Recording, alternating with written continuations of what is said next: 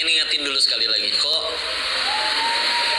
waktu itu ada mualaf nanya kayak gini, kenapa setelah berislam dulunya saya banyak duit, sekarang malah jadi nggak punya duit? Atau kenapa sebelum hijrah kerjaan saya lancar, uang banyak, setelah hijrah kenapa malah jadi gini? Misalkan, bahkan mungkin di sini ada yang ngerasa seperti itu, ya. Maka izin saya jawabnya, sebagaimana kita pengen ngukur suhu air, ngukur suhu pakai apa? Termometer. Terus ngukurnya bukannya pakai termometer, kita malah nyelupin penggaris, dapat nggak suhunya? Karena kita salah ngukurnya, ya. Maka kalau kita ngukur kita udah ibadah, kenapa saya nggak kaya-kaya? Sama aja kayak tadi itu. Ngukurnya pakai penggaris, bukannya pakai termometer. Sedangkan bagaimana cara dunia itu seharusnya dipandang, ya. Suatu ketika Rasul bersama para sahabat jalan, berhenti, lalu mengambil bangkai anak kambing cacat. Udah mah anak kambing, udah dagingan, cacat deh. Udah jadi bangkai deh, bau. Diangkat. Siapa yang mau? Kata para sahabat, itu hidup juga kami nggak mau, wahai Rasul. Maka ketahuilah, kata Nabi, maka ketahuilah di hadapan Tuhan kalian, dunia dan seluruh isinya tidak lebih berharga daripada bangkai anak kambing cacat ini. Satu. Hadis yang kedua, insya Allah ini juga pernah dengar. Kalau di hadapan Allah dunia dan seluruh isinya itu setara dengan sebelah sayap nyamuk, maka Allah tidak akan sudi memberi minum kepada seorang kafir satu gelas air pun. Kita perinci, ya. Saking bagi Allah dunia dan seluruh isinya itu gunung emas, itu mobil mewah yang banyak, itu bangunan yang segitu megah, bagi Allah nggak ada artinya. Makanya punten, mau kamu sekafir apapun, sengaco apapun, tetap ada yang dikasih dunia, ya. Karena kalau semua kekayaan itu setara aja di hadapan Allah sama sebelah sayap nyamuk, jangankan kita dikasih harta, jangankan yang kafir dikasih harta, segelas air putih pun Allah nggak sudi ngasih. Tapi saking dunia ini nggak ada artinya bagi Allah, tuh nggak cuma air putih, silakan dia viral, dia kaya, dia punya aset sekian banyak, karena nggak ada artinya. Kan unik, ya, kenapa tidak menggunakan debu, ya Allah Akbar. Karena debu dikumpul-kumpul satu truk masih bisa dijual sama toko bangunan, ya, iya kan, di pasir, ya. Coba sayap nyamuk dikumpulin satu truk, jadi naon, jadi bala, ya, berantakan. Berat gini deh, bayangin, ya, kalian nyapu rumah, banyak debunya dong, dibuang ke depan rumah, nyampe depan rumah tetangga datang, Pak, boleh saya minta nggak debunya? Kasih jangan? Enggak, weh. Kalau emang sayang, kalau emang berharga juga nggak akan saya sapuin ke depan. Justru karena nggak berharga kan, makanya dibuang. Nah, di hadapan Allah, dunia dan seluruh isinya itu kayak gitu. Makanya yang mau sengaco apapun, berzina setiap hari, mau yang kayak gimana, enggak tuh, silakan sana, tetap dapat jabatan, tetap dapat duit, tetap silakan, mangga. Terus kalian yang sudah dikasih hidayah, dikasih hadiah oleh Allah berupa hidayah, berupa iman, masih berani-beraninya ngukur, ya Allah, kan saya udah duha, kok jualan saya nggak rame-rame. Bukan berarti nggak boleh sih, boleh, masih boleh, bagus, mintanya masih ke Allah. Tapi ya, apa yang akan Allah berikan bagi orang beriman teh tidak sereceh dunia dan isinya doang. Tapi ya nanti yang di alam setelah kematian. Apa kok setelah kematian? Surga. Kalian bayangin surga senikmat apapun, demi Allah surga lebih enak dari itu, ya. Sebagaimana kita bayangin neraka seperti apapun, sampai ada yang dibikin filmnya kemarin, siksa neraka, demi Allah neraka lebih perih dari itu. Nggak akan kebayang. Karena udah Allah tegasin, tidak terbayang, tidak pernah dilihat oleh mata, tidak pernah didengar oleh telinga, dan tidak akan terbayang oleh nalar kita, ya. Nggak akan bisa, ya, nggak akan bisa. Di hadis riwayat Imam Bukhari, kami kemarin lagi baca-baca lagi ngulang, kok nemuin satu hadis yang menjelaskan tentang orang yang terakhir masuk surga. Orang yang terakhir masuk surga adalah dia yang keluar dari surga dalam keadaan gosong, habis disiksa dalam keadaan ngerangkak. keluar dari neraka. Dia orang yang paling terakhir masuk surga. Lalu setelah sampai ke perbatasan, sudah masuk ke surga, diberikan untuknya tanah yang lapang seluas langit dan bumi, dan diberikan ini seluruhnya apa yang ada di dalam langit bumi itu. Di dalamnya ada kastil, di dalamnya ada apapun itu, semuanya untuk kamu. Dianya aja sampai bertanya, kalau bahasa kitanya mah, ya Allah, saya teh orang yang terakhir masuk surga, masa dapatnya senikmat ini? Dijawab di hadis itu diceritakan, ya, dan akan diberikan 10 kali lipat daripada dunia dan seisinya. Itu balasan bagi orang yang masuk surga paling terakhir. Itu ibarat mungkin orang yang cuma pernah berucap la ilaha illallah sekali seumur hidupnya mungkin, tapi dapat surganya seluas langit dan bumi 10 kali lipatnya. Berikut apa yang ada di dalamnya, semuanya untukmu. Itu orang yang paling terakhir masuk surga. Berarti kebayang orang yang paling tinggi derajat surganya dapat nikmat apa aja ya. Nggak mau kebayang asli ya. Di hadis riwayat Imam At-Tirmizi dan Ibnu Majah, saya ingat kokoh, diceritakan ada orang yang seumur hidupnya bahagia, nggak pernah sakit, demam, batuk, menderita, kelaparan, miskin, nggak pernah ngerasain itu semua. Dicelupkan ke dalam neraka barang sejenak, lalu kita begitu keluar dia akan berkata, aku nggak pernah merasakan nikmat sama sekali, saking pahitnya. Dan akan ada orang yang dicelupkan di surga barang sejenak, di dunianya pahit, sakit, dicaci, dihina, diremehkan, kelaparan, dicelupkan ke surga barang sejenak, dan dia akan berkata setelahnya, aku nggak pernah merasakan kepahitan sama sekali. Jadi udahlah. Dan kabar baiknya, segala hal apapun yang bikin kita nggak enak dan kita alamin itu dunia, punten, bisa jadi jalan kita ke surga teh lewat itu. Ya, teman kerja yang selalu kita keluhkan julidnya, liciknya, bisa jadi itu jalan kita ke surga. Ya, punten ya. Kayak contoh kita bicara Ibunda Asiyah, istrinya Firaun. Kan beliau hidupnya zaman Nabi Musa ya. Kalau zaman Nabi Musa kan bonusnya gak sebanyak zaman Rasulullah. Zaman Rasulullah kan banyak bonus, betul? Contoh, puasa Arafah 9 Zulhijjah. Puasanya sehari, ganjarannya 2 tahun ya. Dihapuskan dosa setahun ke depan, setahun ke belakang ya. Lalu apalagi? Puasa Ramadan 30 hari ditambah 6 hari di bulan Syawal, maka dianggap seperti berpuasa setahun. Nah, pada tahu hadisnya. Ada malam Lailatul Qadar, malamnya 1 tapi khairum min alfi syahr, lebih baik dari 1000 bulan. Ya, banyak bonusnya tidak? Banyak ya. Umurnya lebih pendek, bonusnya lebih banyak. Ibarat audisinya lebih ringan, tapi bonusnya lebih banyak. Makanya kalau kita ketemu sama umat Nabi lain di akhirat nanti, terus ketahuan oleh umat Nabi lain kita gagal ke surga. Kalau umat Nabi lainnya itu orang Sunda, mungkin dia akan ngomong, "Ai kamu teh naonan masih gagal ke surga." Karena umat Nabi lain mah umur para ranjang, bonus sedikit. Ya, bonus sedikit. Kalian tahu betapa bahagianya sahabat ketika udah turun perintah sholat? Bahagianya karena mereka mengetahui umat-umat Nabi terdahulu itu kalau pengen minta itu nggak melulu bisa langsung ke Allah, harus lewat Nabi. Wahai Musa, sampaikan kepada Tuhanmu. Gitu kan kalau di Al-Quran ya. Wahai Musa, sampaikan kepada Tuhanmu. Kita dengan sholat, kapanpun kita ambil wudhu, sujud, diskusi langsung sama Allah. Punya akses langsung. Ya, kitanya aja kali yang mungkin masih ngeremehin sholat. Masa iya masalah bisa selesai dengan nonggeng, sujud, itu kan ngeremehin. Ya. Sesedang itu mereka. Ya. Nah, Asia zamannya Nabi Musa, jadi bonusnya sedikit nggak kayak kita. Tapi ternyata 4 wanita paling mulia di surganya Allah, salah satunya adalah Asia. Di dalamnya ada Khadijah radhiyallahu anha, Fatimah radhiyallahu anha, ibundanya Nabi Isa, Maryam, dan juga Asia. Yang 2 zaman Nabi nih. Tapi kan ibunda Maryam sama ibunda Asia bukan. Padahal di zaman Nabi banyak wanita solehah lain, ibunda Aisyah, Ummu Salamah, dan yang lain-lain. Atau Sumayyah yang pertama kali syahid di jalan Allah, wanita pertama yang syahid di jalan Allah. Solehah iya, surga iya. Tapi kok bisa-bisanya ibunda Asiyah nyusul? Apa ibadahnya bagus? Itu mah memang gak usah ditanya.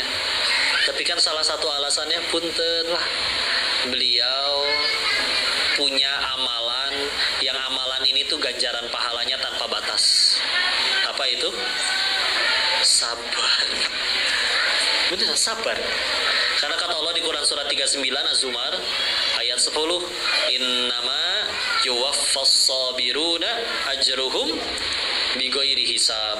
Sesungguhnya hanya orang-orang bersabarlah yang ganjaran pahalanya disempurnakan tanpa batas. Iya, sholat pahalanya gede. Iya, sedekah pahalanya gede, minimal kali 700 kali lipat. Al-Baqarah 261 ya. Tapi kalau ditanya apa sih amalan yang pahalanya tanpa batas, nggak ada habisnya, punten. Kadang sesederhana sabar.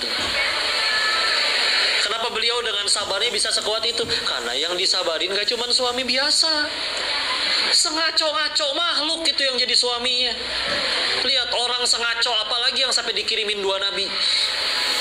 Firaun doang kan. Kadang-kadang dikit lagi, kalau sekedar punten ya, soleha. Kalau misalkan kepalang capek, udahlah saya nggak mau, pisah aja kita Firaun maksudnya ya. Ya kan panggilan ya. Masa ya nggak ada yang mau lagi wanita soleha mah? Ngapain bela-belain tetap dengan Firaun? Karena beliau pasti yakin, iya pahit, tapi nggak mungkin Allah nyanyain kepahitan ini. Bisa jadi gara-gara ini surgaku lebih terjamin daripada wanita lainnya. Dan bener, kepunten ya. Walaupun saya mengetahui kalau misalkan di sini ada seorang istri yang sedang diselingkuhi suaminya, punten, bicara sakit pasti sakit, namanya ditemenin dari nol, giliran udah sukses, dia nikah lagi sama yang seumuran putri kalian. Ya begitulah film azab ya, biasanya gitu kan. Tapi gara-gara itu dia jadi rajin tahajud, rajin taklim, mulai syar'i, mulai belajar Quran, sampai lancar, sampai hafal, sampai mengajarkannya. Bisa jadi surganya lebih terjamin daripada istri yang suaminya setia. Meskipun yang suaminya udah setia, nggak usah disuruh selingkuh ya bu ya. Abang kapan selingkuh bang?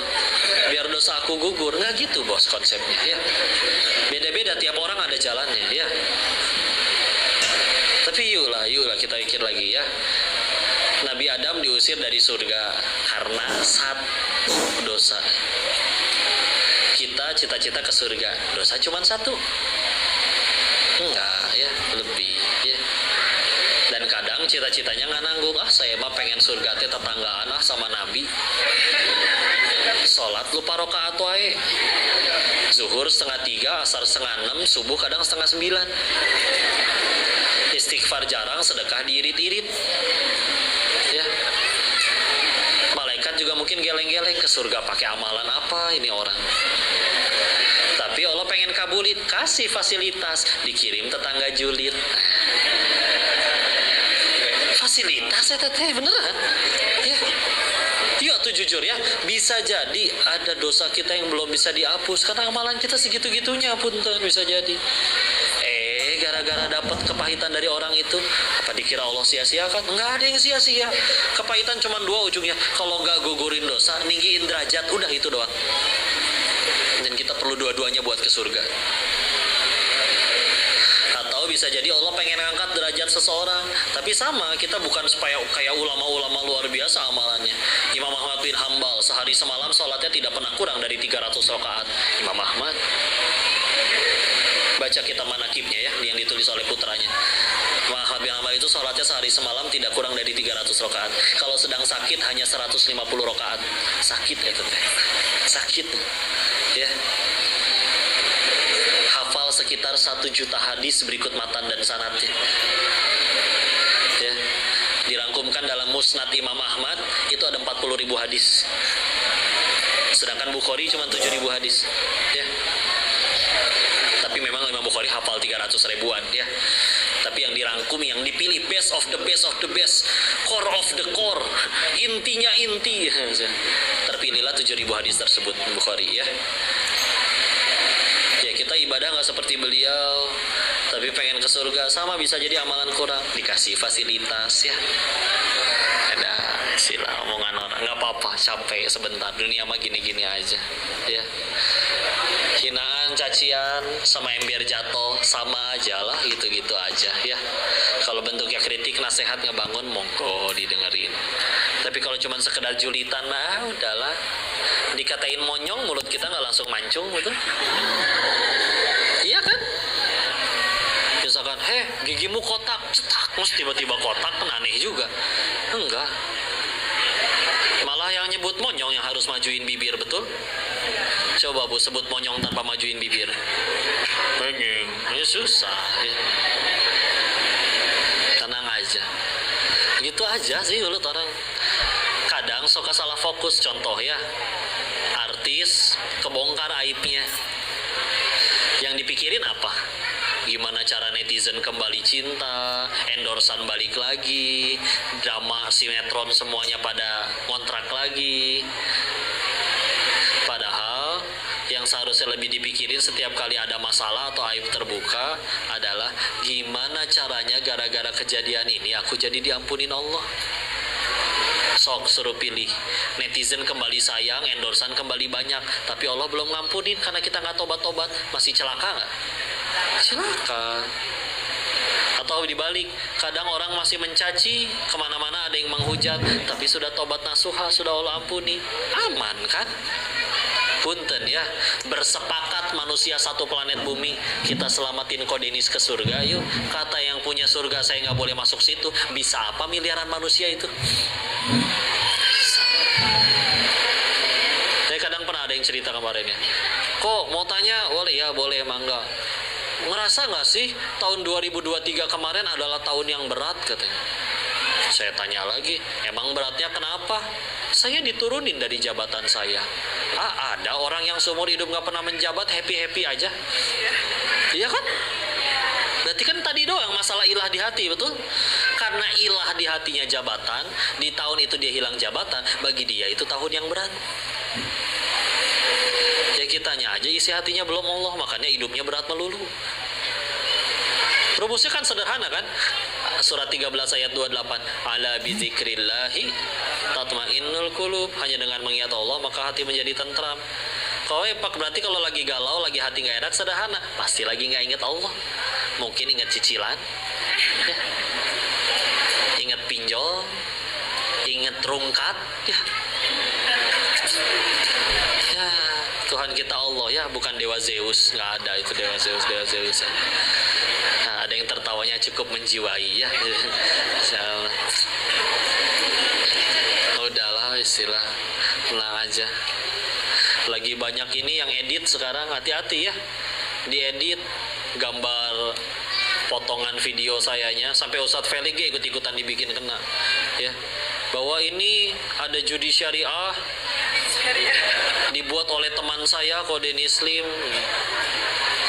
Penipuan lah, jangan ketipu lah, jangan kegocek. Tapi punten, yang biasanya ketipu memang yang biasanya udah pernah sering main judi juga tuh. Berusaha pengen ngebalikin kekayaan. Ya gimana caranya, mana ada sih judi syariah? Lagian kan kelihatan jelas, gerakan bibir sama suara yang keluar nggak sama. Ya memang agak mirip gitu kalau, tapi kan ya gitulah AI ya. Atulah zaman sok lihat 12 tahun yang lalu manusia sudah sanggup membuat film yang judulnya 2012. Terlihat nyata bukan, tsunami dan lain-lainnya. Masa sekarang ngubah gambar supaya ngomong aku buka judi online syariah? Ya mudah tuh sekarang mah. 12 tahun lalu manusia, 2008 pertama kali film Iron Man. Berarti berapa tahun lalu tuh sudah bisa ngebuat kayak gitu tuh. Manusia jadi robot. Meskipun kalau diterjemahkan iron kan setrikaannya. Ya iron teh sebetulnya baja ya. Apa besi lah gitu ya, baja. Sekarang diedit biar supaya ya hati-hati. Lagian kalau emang itu dari saya, ya pasti saya postingnya di akun pribadi. Itu kan akun-akun nggak jelas ya. Jadi hati-hatilah, jangan ketipu. Ini kadang potongan kayak gini bisa dipotong lagi. Iya itu bener-bener. Nah, tapi ya udahlah. Soalnya bagi saya nyama lumayan dapat transferan pahala. Tapi kan kasihan yang kegocek, yang ketipu. Ya mau nggak mau, karena saya banyak bicara tentang judi, ya mereka nggak suka kali. Jadi ya udah paling banyak kena. Dulu itu kalau cerita ya dulu ya. Zaman saya masih di sana, kami tuh so-soan kayak punya kode etik gitu ya. Jadi kita tahu, karena punten ya, orang-orang yang pada jadi bandar judinya emang nggak pada main judi ya, sama kayak orang-orang yang pada jadi bos rokok nggak pada ngerokok ya. Seperti itu ya. Terus dengan cara seperti ini, yuk kita bikin standar minimum permainan. Ya kalau pengen main mereka harus minimal depositnya 500.000. Jadi kan orang yang punya uang ada 500.000 ya insya Allah agak menengah ke atas kali ya. Jadi kalau misalkan kalah nggak akan hancur-hancur teuing. Dan pasti kami kalahin, kami bikin gocek, ya kita yang bikin sistemnya ya. Sekarang ibarat kayak gini, yang mancing tambah banyak, ikannya segitu-gitunya. Terus gimana akhirnya? Diturunin minimalnya 10.000 mereka terima. Coba orang yang akhirnya main 10.000 kan punten ya, yang mungkin ekonominya belum rapi, sehari-harinya mungkin parkirin atau kerja kerjaannya mah nggak masalah, halal, tapi ketika akhirnya disalurin ke situ tanpa punya kemampuan ngelola keuangan yang baik, itu kan yang jadi masalah baru. Punten ya, pemain-pemain gede kami dulu yang sehari itu sekali main tuh berapa, habis 3-4 miliar dalam sehari, kalah ya karena mereka punya triliunan. Biasa aja kalah segitu teh ya, nggak bikin mereka sampai jadi hancur gitu hidupnya. Sekarang kadang uang segitu-segitunya dipertaruhkan di hadapan mesin slot, ya udah tuh ya. Jadi ini kenapa jadi bahas judi ya, maaf deh, kita lagi bahas apa sih. Yang penting kita mah jadi hikmah aja ya. Intinya silakan, kalian akan diuji, demi Allah kalian akan diuji apapun ya. Bahkan saya pengen nyampein suatu fakta dulu. Kalau di sini ada yang lagi minta jodoh, punten saya mau terangin dari awal, belum tentu Allah kasih jodoh, belum tentu dikabul, bisa jadi duluan meninggal, betul. Yang pada pengen jadi kaya, punten, belum tentu Allah kasih. Tapi tahu nggak, ada satu permintaan yang kalau kita mintanya ini kepada Allah, nggak mungkin Allah nggak kabulin, pasti kasih. Minta apa ya?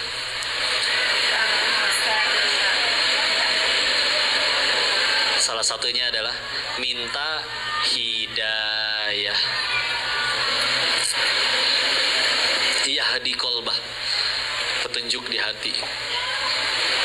Punten ya, Allah gak ngabulin sesuatu. Misalkan orang dia minta kaya tapi gak kaya-kaya, bukan berarti Allah pelit, bisa jadi dia ditolong.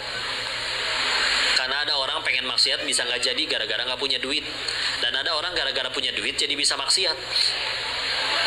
Maksiat ada biayanya kan. Punten ya, minuman menyehatkan, susu murah berapa ribu dapat. Coba minuman keras mahal satu botolnya, ada yang beli. Minumnya bangga, rasanya pahit, bikin otak kehilangan akal.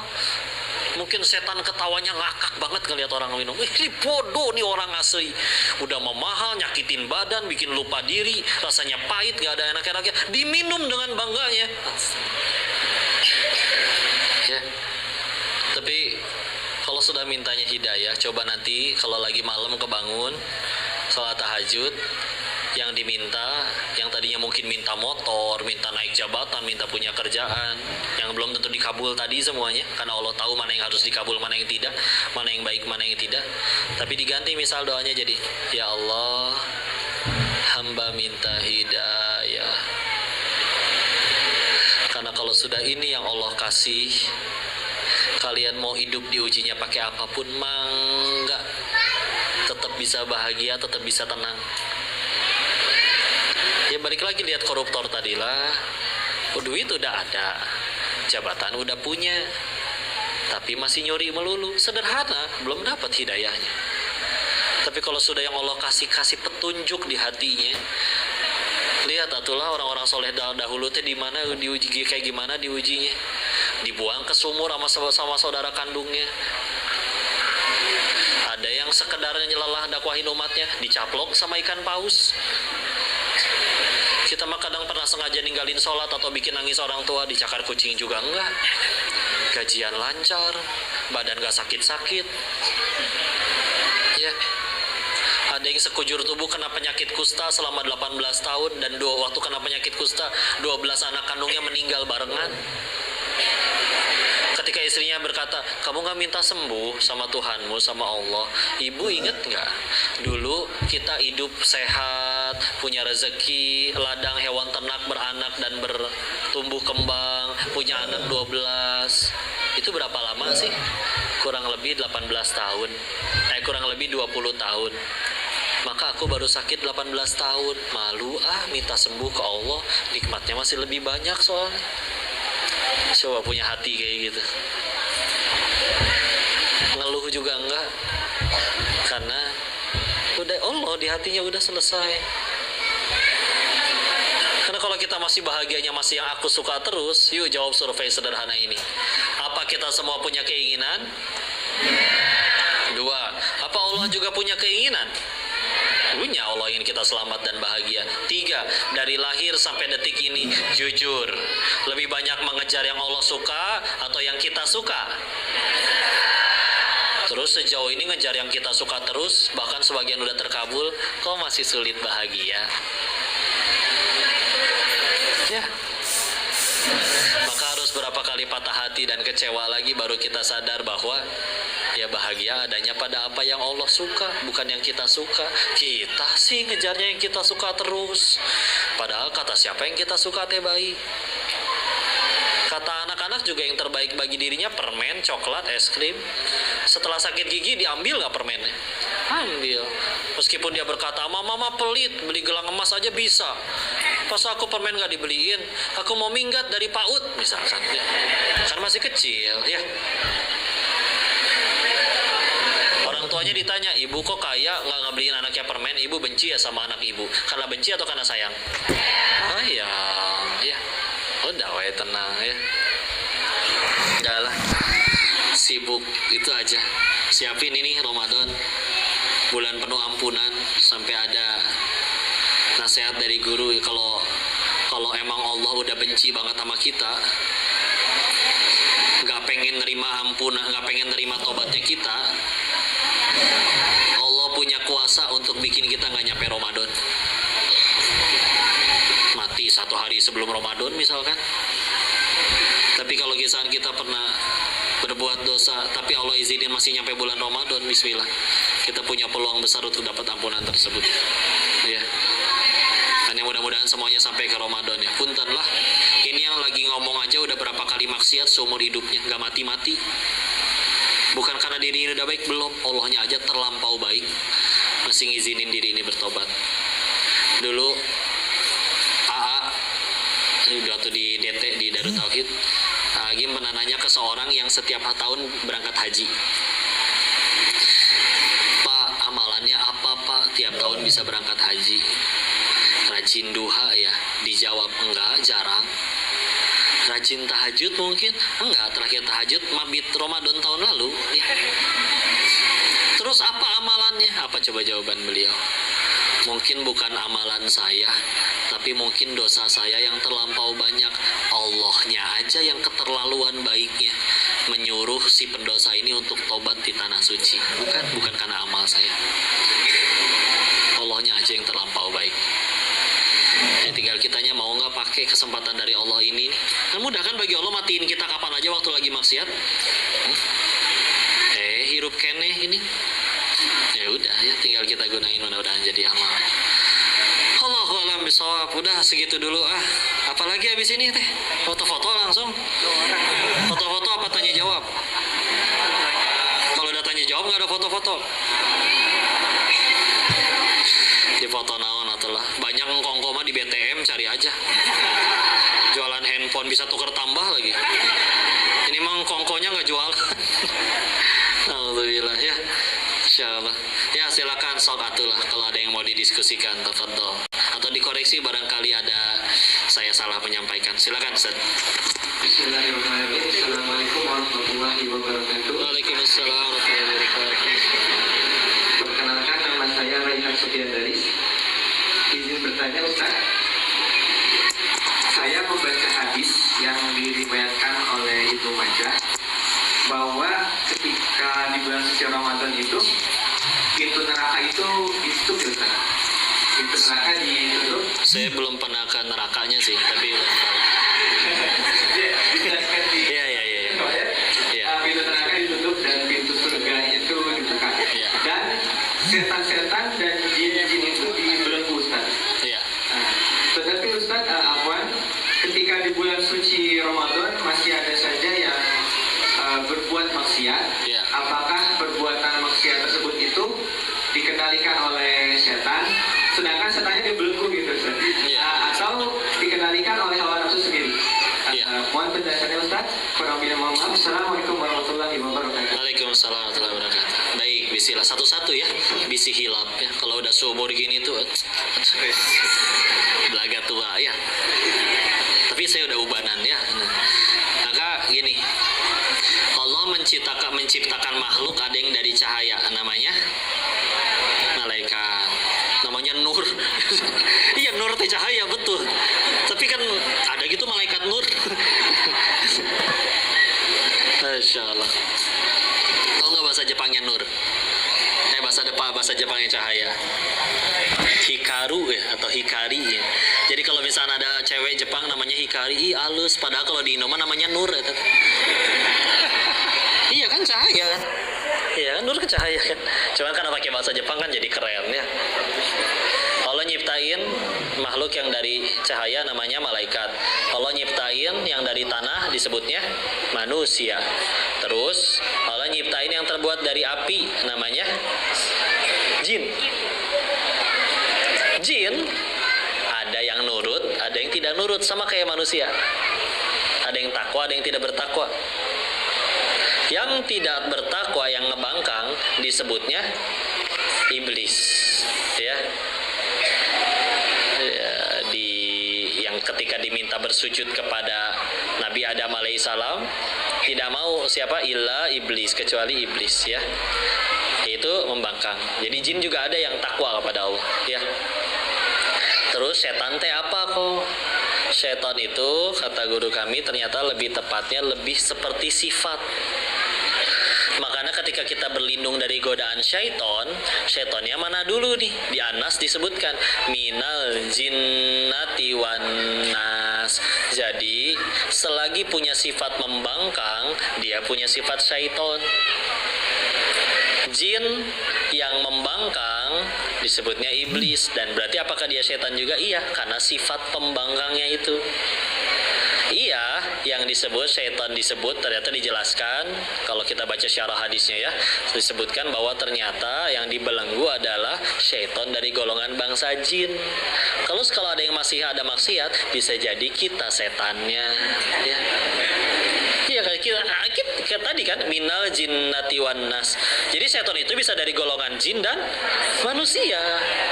Ya, kalau ada manusia yang ngajakin ngebangkang, ngajakin ya maksiat terus ke Allah, ya dia yang jadi setan, ya punya sifat syaiton lah gitu istilahnya, kurang lebih. Walaupun juga ada penjelasan lagi yang dibelenggu istilahnya kayak yang pangkatnya tinggi-tinggi, wallahu alam ya, ini mah guru kami pernah ngasih penjelasan. Tapi kalau misalkan kenapa di Ramadan itu masih ada yang maksiat, ya salah satu penjelasan yang kami tahu karena yang dibelenggu syaitan dari golongan bangsa jin. Yang dari manusianya kan kita tidak dibelenggu ya, apalagi kita terbiasa ngikutin arahan dari syaitan dari golongan bangsa jin selama 11 bulan sebelumnya, kan jadi kebiasa ya. Allahu alam. Jadi itu yang pernah dijawab oleh guru kami, mudah-mudahan bisa menjawab pertanyaan. Allahu alam bishawab. Begitu? Oh iya, silakan.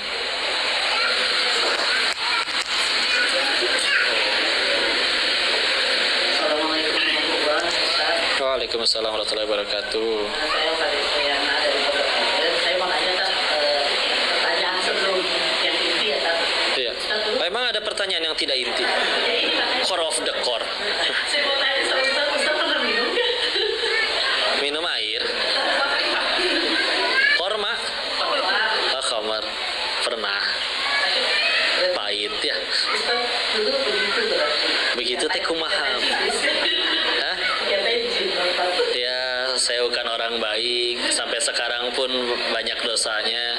Kalaupun ia udah tobat, nggak tahu udah diampunin atau belum ya. Mohon doanya ya. Tapi pernah. Nggak apa-apa ibu ya.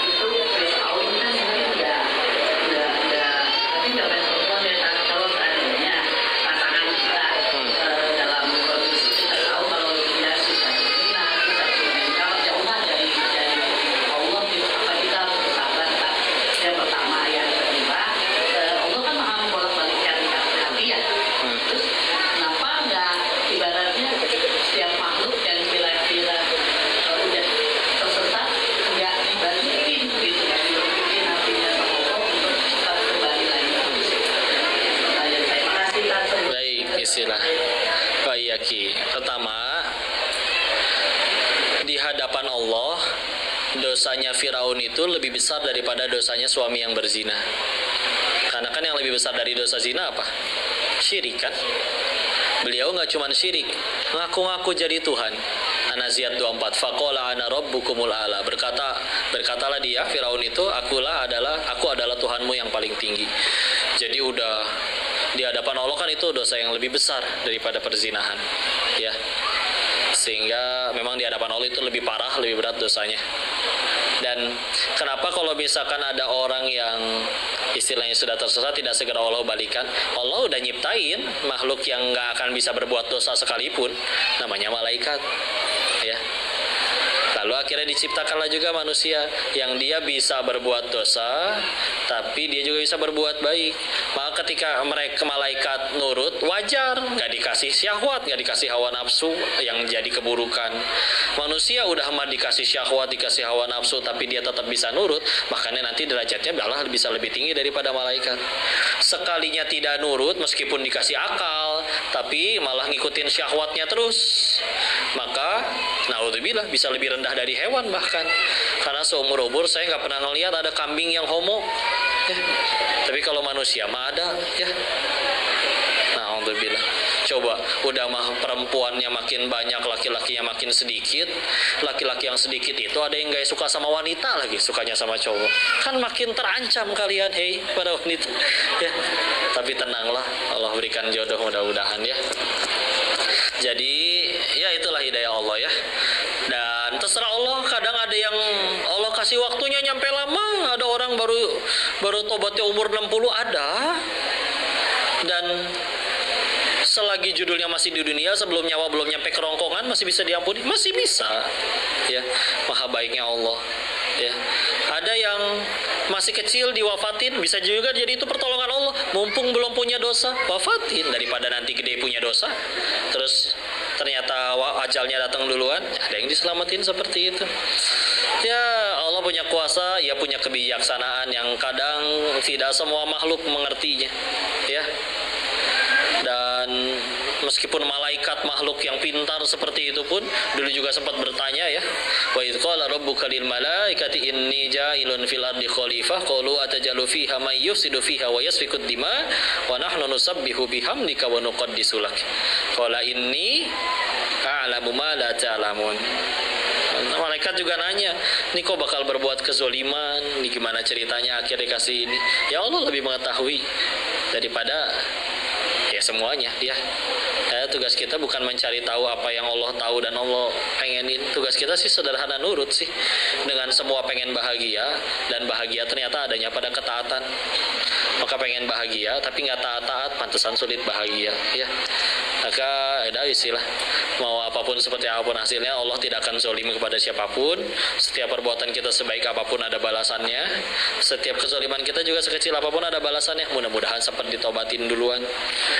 Terserah Allah. Allah mau bolak-balikin hatinya kapan, ya. Kayak insan gini dakwah nih. Ini dakwah tidak bisa mengubah siapapun. Kalau ada yang berubah jadi baik setelah kajian ini, Allah yang ngubah, bukan yang bicara. Kita nggak bisa ngaku-ngaku. Tapi maha baiknya Allah, meskipun kita setelah dakwah, misalkan ya kayak Nabi Nuh lah, berdakwah 950 tahun, ternyata yang jadi baik sedikit. Apakah ngurangin pahalanya? Enggak. Kayak gini ceramah, kapan baru jadi kebaikan? Bukan ketika makin banyak yang datang, ketika yang ngomong ikhlas, lillahi ta'ala. Begitu ada yang baik, Allah yang ubah, saya nggak bisa ngaku-ngaku. Begitu nggak ada yang jadi baik pun, selagi yang bicara niatnya lillahi ta'ala, tetap jadi pahala kan. Sungguh repot kalau kita meninggal ditanya, depan gerbang surga ditanya, emang udah berapa orang yang kamu mualafin? Kan repot, ya. Tapi meskipun Dr. Zakir Naik misalkan nggak pernah mualafin siapapun, tapi beliau lillahi ta'ala tetap jadi pahala meskipun nggak ada yang mualaf dari ceramah beliau. Enak kan urusan sama Allah? Kayak gini nih, bangun masjid yuk, sedekah, keluar 100.000 misalkan. Ternyata sebelum masjidnya jadi, kita mati duluan, meninggal. Terus di hari akhir kita dapat catatan amal kita nih. Kita coba iseng ngecek, kok nggak ada pahala saya sedekah? Nanya ke Allah, ya Allah, engkau pasti tahu tanggal dan jam segitu saya sedekah, kenapa nggak kecatat ya Allah? Tidak mungkin Allahnya datang dan menjawab, ya kan masjidnya belum jadi pahalanya belum cair. Enggak gitu konsepnya, bos. Duit masih di kantong, hati udah niat pengen ngasih, dapat tuh pahala niat. Apalagi kalau dilakuin, tambah banyak pahalanya. Enak kan urusan sama Allah. Itu ya tugas kita, belajar, yang kerja, digaji nggak digaji, selagi kerjanya niatin lillahi ta'ala, pengen nafkahin anak-anaknya yang dia sayangi, tetap jadi pahala meskipun nggak digaji. Yang rugi siapa? Bukan yang nggak digaji, yang nggak ngegaji, yang zolim. Karena dalam Islam itu yang rugi bukan yang dizolimi, tapi yang zolimi. Misalkan ada yang berkata, kok pemilu kemarin curang, siapa yang rugi? Yang curang. Siapa yang paling beruntung? Yang gara-gara kejadian itu tambah dekat sama Allah. Bisa jadi yang dicurangi. Coba anggaplah gara-gara curang itu dia jadi pemimpin. Emang jadi pemimpin kumaha jadi ya? Langsung bahagia seumur hidup? Kan hisapnya repot. Bertanggung jawab atas 280 juta orang itu gimana ceritanya? Tapi kan jadi punya duit, punya segala macam makanan, bisa sanggup beli banyak, perut nggak muat. Bisa sanggup beli villa banyak, nggak mungkin kita guling-guling ke setiap bagian villa kita. Yang nikmatin villanya si Mamang sama si Bibi, berenang tiap hari seger. Tiap bulan dapat gaji. Yang punyanya belum tentu datang tiap tahun. Ya. Semua orang jadi pengen ketemu, waktunya nggak cukup 24 jam segitu-gitunya. Perlu tidur. Banyak yang ngejamu makanan, badan udah asam urat, nggak bisa sembarang dimakan. Coba manusia mah kita banyak keterbatasannya. Terus yang dikejar dunianya doang, yang kita juga nggak bisa kita nikmatin sampai segimana-gimananya. Udah bismillah ya. Wallahu a'lam bishawab. Mudah-mudahan bisa menjawab pertanyaannya. Cukup, ada lagi? Assalamualaikum warahmatullahi wabarakatuh. Waalaikumsalam warahmatullahi wabarakatuh. Sejak awal tersampaikan ibadah Nabi malam hari, kemudian tersampaikan surat yang menandakan Nabi Muhammad SAW. Sallallahu alaihi wasallam ya. Banyak hal yang juga kemudian Anda sampaikan terkait dengan Nabi Muhammad SAW. Sallallahu alaihi Itu wasallam. hal ini adalah sebagai umat Islam sepakat bahwa Nabi Muhammad SAW adalah terbaik. Nah, Dan ini adalah dalam momen menyambut Ramadan. Yang ingin saya tanyakan adalah, bisakah Anda kepada saya dan kepada yang hadir di sini, bagaimanakah Nabi di bulan Ramadan, dalam artian ibadah apa yang dilakukan Nabi ketika sahur hingga berbuka puasa? Bisakah Anda, karena Nabi ini kan teladan, Ya. kita teladan bersama, dan kita Ya. sepakat bahwa Nabi adalah yang terbaik. nah. Itu saja yang bisa saya tanyakan Pak Ustaz. Assalamualaikum warahmatullahi wabarakatuh. Waalaikumsalam warahmatullahi wabarakatuh. Oh iya, kita bahas kebiasaan beliaunya ya. Ulama-ulama terdahulu bahkan kalau bicara mencontoh Nabi dan para sahabat-sahabatnya, bahkan ada yang mempersiapkan Ramadan itu dari bahkan 6 bulan sebelum ya. Kalau memang dari Rasul, salah satunya yang beliau jalani bulan di mana selain Ramadan, bulan di mana beliau paling banyak berpuasa ternyata salah satunya adalah bulan Sya'ban. Sehingga memang itu mempersiapkan, istilahnya ibarat orang pengen jadi atlet main Piala Dunia cuma 1 bulan, itu pun kalau nyampe final ya, tapi latihannya ada yang sudah bertahun-tahun sebelumnya. Nah ini jadi Rasulullah sudah mulai dari bulan Sya'ban. Kalau ibadahnya terkait bacaan Al-Qurannya di Ramadan itu, Rasulullah mengkhatamkan Al-Qurannya, ada riwayat yang menyebutkan 2 kali, dan itu ditalaki langsung dengan malaikat Jibril ya. Jadi kalau ada yang mau nyamain, ya udah coba minimal selama sebulan itu ya 2 juz berarti baca Al-Qurannya, berarti sehari baca 2 juz. Jadi kan selama sebulan kan dapat 2 kali khatam ya, 2 khatam yang sama, 2 kali mengkhatamkan Al-Quran. Masalah ibadah yang sehari-harinya, ketika bicara tentang tarawehnya, memang kalau Rasul ada sengaja hari di mana tidak sholat taraweh di masjid. Kenapa? Karena beliau harus jadi syariat. Beliau takut membuat orang merasa bahwa tarawih ini wajib di bulan Ramadan. Bukan beliaunya nggak mau tarawih, bukan. Beliaunya mah senang sekali kalau sholat. Tapi masalahnya beliau harus jadi panutan soalnya, ya, harus jadi syariat. Sebagaimana Nabi pernah nggak telat bangun sholat subuh? Kalau bicara pernah mah pernah. Tapi bukan beliaunya malas, bukan.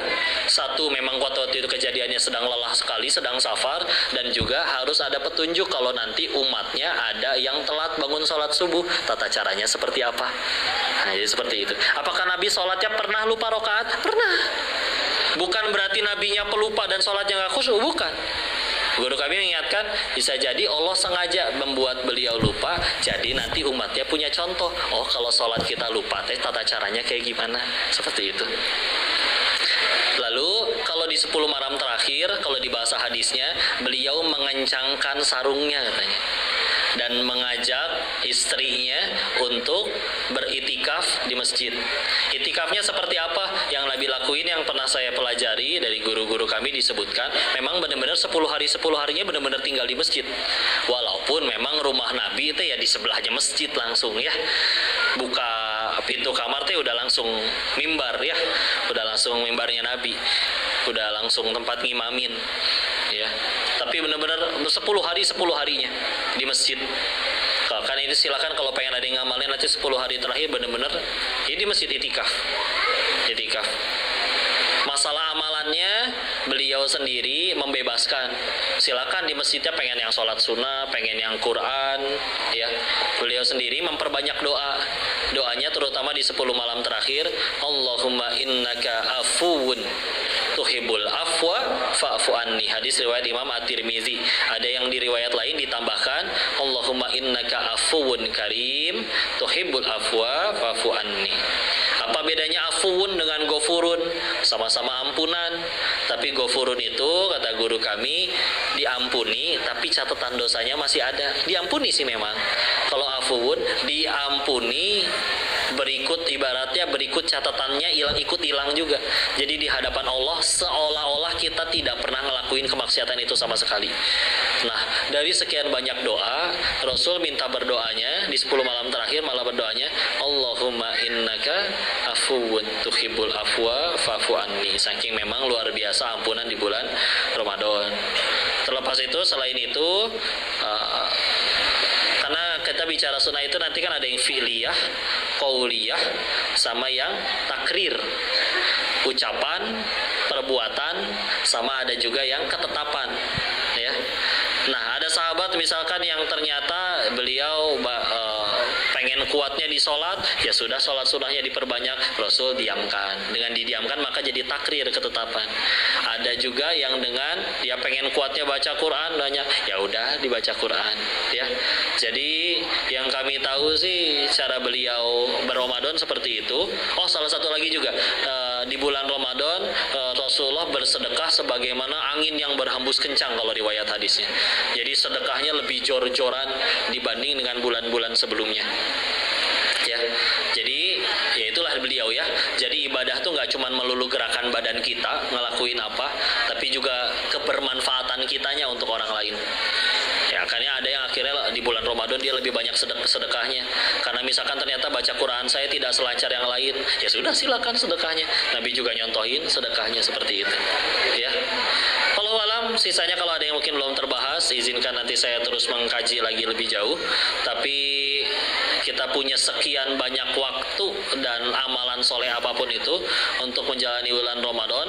Kalau kita bicara kebiasaan Rasul sehari-harinya sih, kalau misalnya diterusin, yang saya tahu dari waktu selesai subuh Rasulullah biasanya bermajelis, ya. Bermajelis. Yang ditanya apa? Kadang beliau menyampaikan materi, lalu menyampaikan suatu ilmu, nanti yang lain dipersilakan jawab.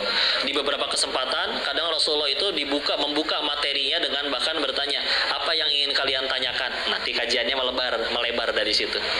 Bahkan ada salah satu kesempatan, majelisnya Nabi itu dimulai setelah subuh dengan bertanya, siapa yang tadi malam bermimpi, biar aku takwilkan. Tapi ya Nabi, ya bisa ngerti kayak gituan, kita mah nggak bisa, ya. Terus biasanya kalau di waktu duha, Rasul beberapa riwayat yang kami ketahui ketahui dari Ustadz Budi Ashari, kadang keliling ke pasar ngelihat kondisi bagaimana yang berjualan.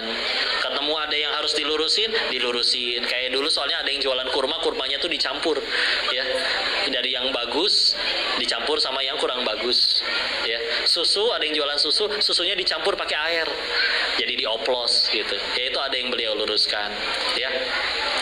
Nah, ya, waktu siang hari ada yang namanya qailulah, tidur sebelum zuhur atau boleh juga setelah zuhur.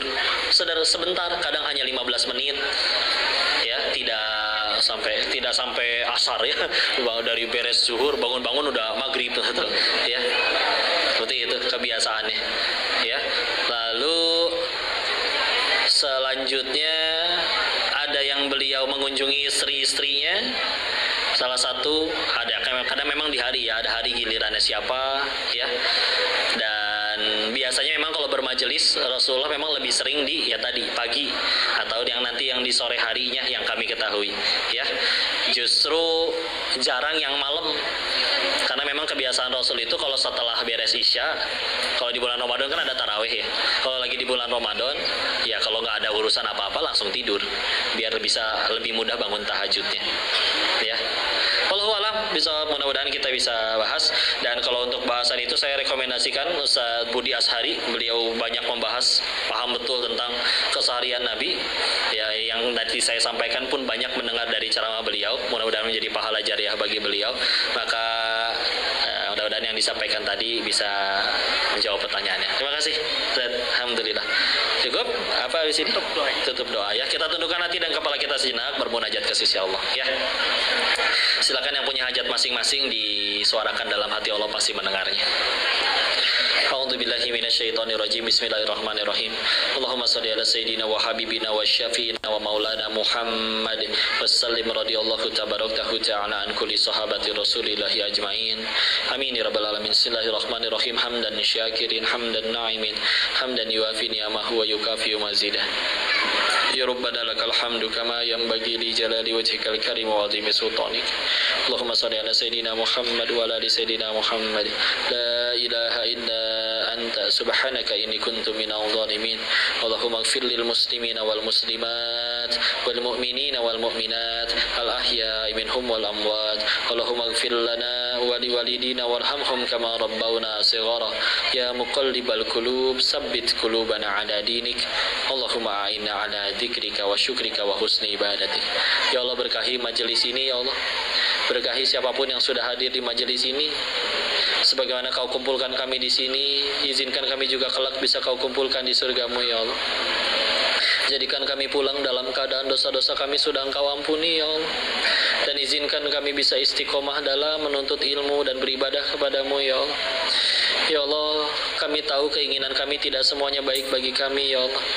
Untuk itu maka kami memohon kepada dirimu ya Allah, anugerahkan hidayah bagi kami ya Allah. Dekatkan kami dengan sahabat, guru, lingkungan yang membuat kami tambah dekat dengan dirimu ya Allah. Jauhkanlah kami dari segala hal yang membuat kami lalai dari mengingatmu ya Allah. Anugerahkan kepada kami hati yang hanya mengingatmu lebih banyak daripada segala hal selainmu ya Allah. Jangan Kau biarkan kami wafat dalam keadaan taubat kami belum Kau terima ya Allah.